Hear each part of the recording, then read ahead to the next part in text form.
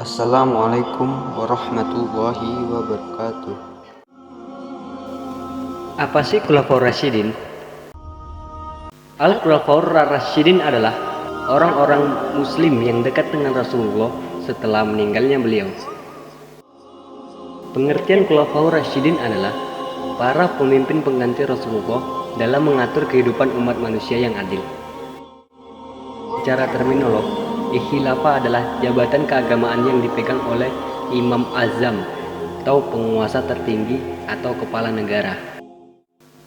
Adapun tugas-tugas Khulafaur Rasyidin sebagai pemimpin, yang pertama, melanjutkan dakwah dan ajaran Rasulullah. Yang kedua, membina, mengatur, dan mengarahkan umat Islam sesuai dengan Al-Quran dan Sunnahnya. Yang ketiga, melanjutkan pemerintahan yang telah dibangun Rasulullah. Yang keempat, memerangi kaum murtad yang merusak ajaran agama. Yang kelima, memperluas wilayah kekuasaan Islam. Dan yang keenam, mengembangkan ajaran Islam kepada yang belum mengenalnya. Dan siapa sajakah Khulafaur Rasyidin tersebut? Yang pertama, Abu Bakar As-Siddiq. Nama asli beliau ialah Abdullah bin Utsman bin Ka'bah At-Taimi Al-Quraisy. Setelah masuk Islam, nama beliau menjadi Abu Bakar. Lahir pada 572 Masehi. Abu Bakar memimpin selama 2 tahun 3 bulan dan wafat pada 12 Hijriah di usianya yang ke-63 tahun. Kebijakannya dalam memimpin, yang pertama, menumpaskan nabi palsu. Yang kedua, pembukaan Al-Quran. Dan yang ketiga, perluasan wilayah. Yang kedua, Umar bin Khattab.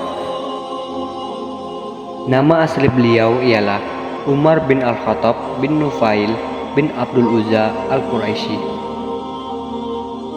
Beliau memiliki gelar Al-Faruq, yang berarti pemisah antara yang hak dan yang batil. Masuk Islam pada usia 27 tahun.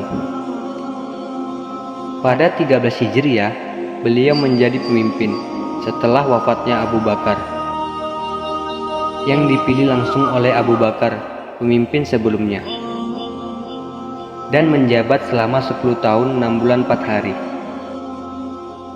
dan wafat pada 23 Hijriah di usianya yang ke-63 tahun. Beliau wafat karena dibunuh oleh Abu Lu'lu' Fairuz Al-Farizi Al-Majusi. Kebijakannya dalam memimpin, yang pertama, mengembangkan wilayah Islam. Yang kedua, mengeluarkan undang-undang. Yang ketiga, membagi wilayah pemerintah. Dan yang keempat, membentuk dewan-dewan. Yang ketiga, Utsman bin Affan. Beliau memiliki gelar Zunnurain, yang berarti pemilik 2 cahaya, karena beliau menikahi 2 putri Rasulullah, yakni Ruqayyah dan Ummu Kalsum. Pada usianya yang ke-70 tahun, beliau dipilih menjadi pemimpin. Dipilih melalui perwakilan umat Islam, memimpin selama 12 tahun, dan wafat pada usia 82 tahun karena dibunuh. Kebijakannya dalam memimpin, yang pertama, perluasan wilayah. Yang kedua, standarisasi Al-Quran. Yang ketiga, membangun bangunan fisik. Dan yang keempat, Ali bin Abi Thalib. Nama lengkap beliau ialah Ali bin Abi Thalib bin Abdul Muthalib bin Hashim Al-Quraisy Al-Hashimi. Beliau merupakan anak 10 tahun yang pertama kali masuk Islam dan menikahi putri Rasulullah, yakni Fatimah, dan memiliki 5 anak. Pada 656 Masehi, beliau resmi menjadi pemimpin setelah Utsman bin Affan. Beliau menjabat selama 4 tahun 8 bulan, dipilih oleh sebagian besar umat Islam, dan wafat pada tahun 40 Hijriah pada usianya yang ke-63 tahun karena dibunuh oleh Abdurrahman bin Muljam Kebijakannya dalam memimpin: yang pertama, pergantian pejabat lama; yang kedua, penarikan kembali tanah. Menghadapi pemberontakan seperti Tahlal dan Zubair. Mengapa Ali tidak ingin menghukum pembunuh Utsman bin Affan? Alasannya ialah Ali tidak ingin ada peperangan, tapi semua sia-sia.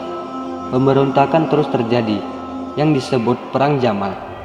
Pemberontakan terus terjadi dengan orang-orang yang berbeda, yakni Muawiyah bin Abi Sufyan, dan terjadilah Perang Siffin. Perang ini diakhiri dengan arbitrase atau tahkim, mengakibatkan perpecahan 3 golongan. Yang pertama, Khawarij atau orang yang keluar dari barisan Ali. Golongan yang kedua ialah Syiah, orang yang mendukung Ali. Yang terakhir ialah golongan pengikut dari Muawiyah bin Abu Sufyan.